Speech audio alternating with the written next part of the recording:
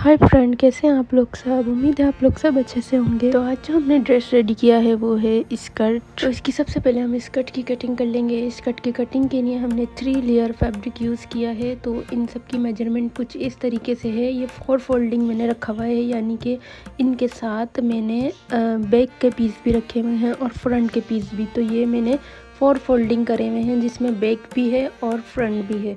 तो जो हमारा सेंटर वाला है ना, उसकी लेंथ हमने एक तरफ से 15 इंचज़ ली है। तो यानी कि 30 इंचज़ के ये 2 पीस हैं। और जो हमारा सबसे ऊपर वाला साइज़ है, जो हमने बेल्ट के लिए यूज़ करना है, तो उसकी लेंथ हमने ली है 20 इंच और जो इसकी विड्थ है वो 5 इंचज़ है।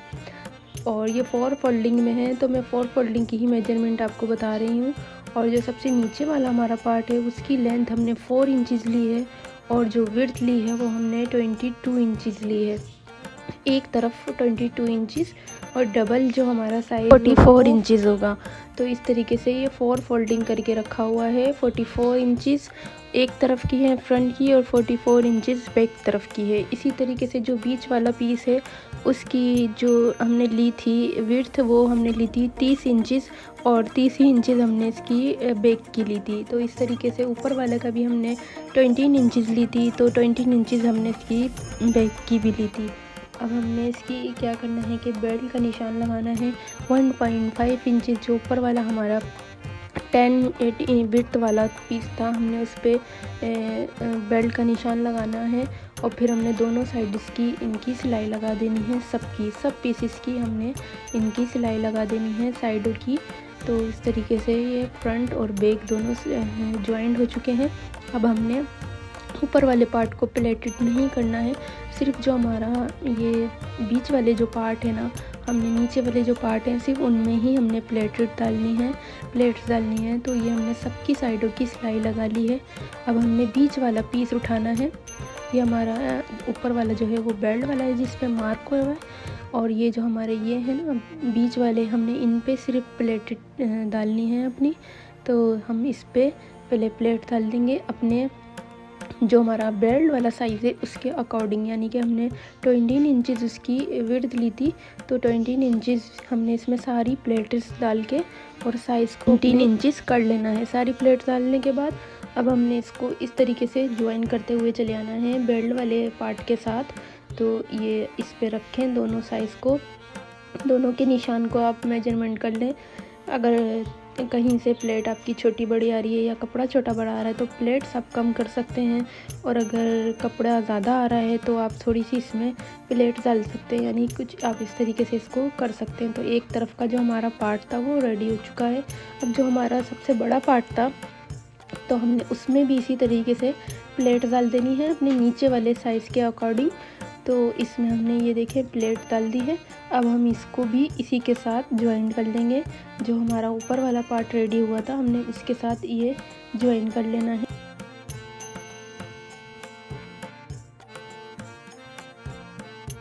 तो हमने इसको भी स्टिच कर लेना है अपने ऊपर वाले पार्ट के साथ, प्लेटेड पार्ट के साथ। अब हमने इसको नीचे वाला जो पार्ट है, आप चाहें तो इस पर पिको या कोई लेस वगैरह भी लगा सकती हैं, और आप चाहें तो इसको इसी तरीके से फोल्ड भी कर सकती हैं।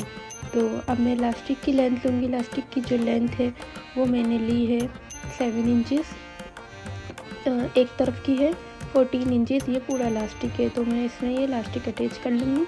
तो हमारा ये इलास्टिक अटैच हो गया है इसमें, और हमारा ये जो स्कर्ट है वो भी रेडी हो चुका है। अब हम इसकी शर्ट की कटिंग करेंगे।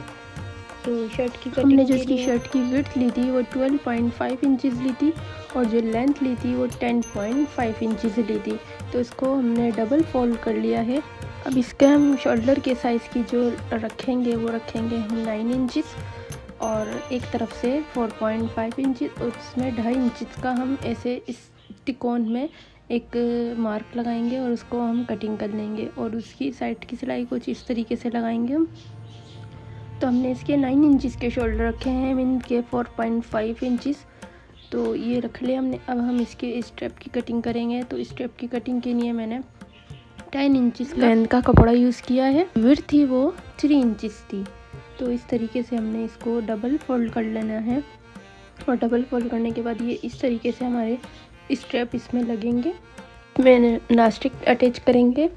तो इलास्टिक जो मैं आपको बताऊं, मैंने लेंथ ली थी वो मैंने 4 इंचज़ ली थी, लेकिन अगर आपका इलास्टिक ज़्यादा खींचने वाला है तो आप 4 इंचज़ लें, वरना आप 5 इंचज़ लें।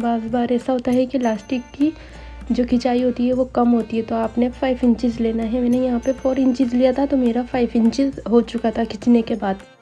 ठीक है, से इसको रख के और हाफ इंचज़ का नीचे से भी कट कर लेना है।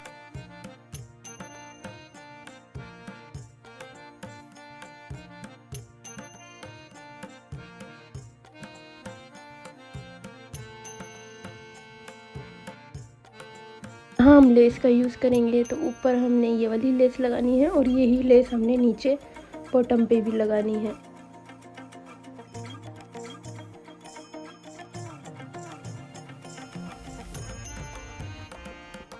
सबसे पहले जो हम इसकी साइडों की जो सिलाई थी वो लगाएंगे और ऊपर से भी हम इसी तरीके से फोल्डिंग कर देंगे और फिर सिलाई कर देंगे।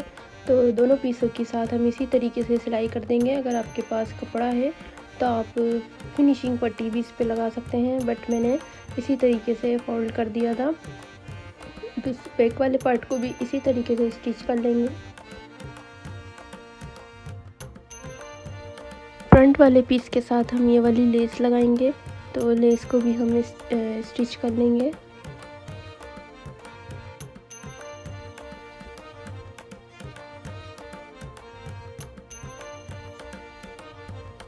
नीचे जो बॉटम वाला पार्ट है हमने उसको सिलाई लगा देनी है बारीक सी, और दोनों तरफ से हमने सिलाई लगानी है।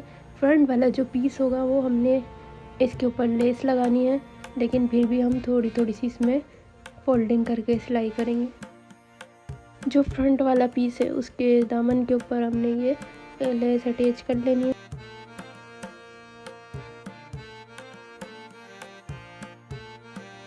तो अब हमने इस स्ट्रिप की सिलाई कर देनी है। दोनों तरफ से हमने स्ट्रिप की थोड़ी थोड़ी सी दबाव लेके और इसकी सिलाई करके दोनों को इसी तरीके से हमने सिलाई कर देना है। अब हमने इसको किसी भी पेन की मदद से इसको सीधा कर लेना है।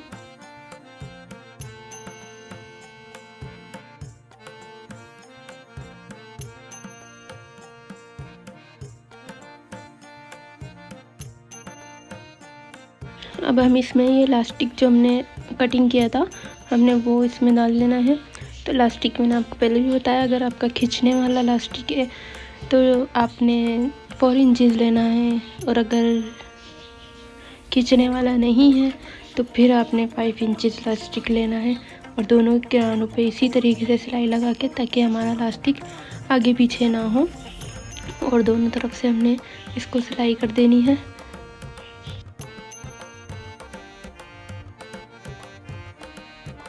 तो दोनों स्ट्रिप हमारे रेडी हो चुके हैं। तो देखिए इनकी लेंथ 5 इंचज़ आई है।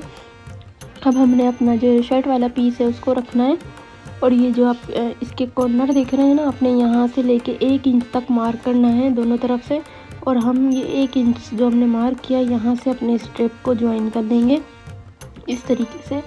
थोड़ी थोड़ी सी साइडों की हमने जगह छोड़ देनी है।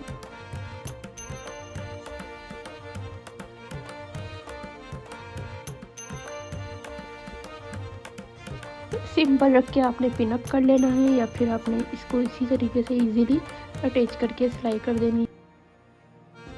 अब इसके साथ हमने बैक वाले पीस को ज्वाइन कर देना है। बैक वाले पीस पे भी हमने जहाँ से हमने मार्क किया था उस तरफ से हमने इसको स्टिच लगा देनी है।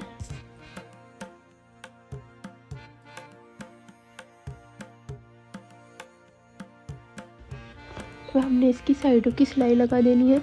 तो साइडों की सिलाई लगाने के लिए हमने इसको थोड़ा सा गहराई में लेना है वेस्ट की तरफ से, जैसे कि पेन से मार्किंग हुआ है, थोड़ा सा अपने कमर की साइड से इसको दबाव लेना है। तो ये साइडों की सिलाई लग चुकी है। अब हमने इसको सीधा कर लेना है। तो ये हमारा कुछ फाइनल लुक था। तो मैं उम्मीद करती हूँ आपको मेरी वीडियो अच्छी लगी तो प्लीज़ लाइक, सब्सक्राइब और कमेंट ज़रूर करके बताएं।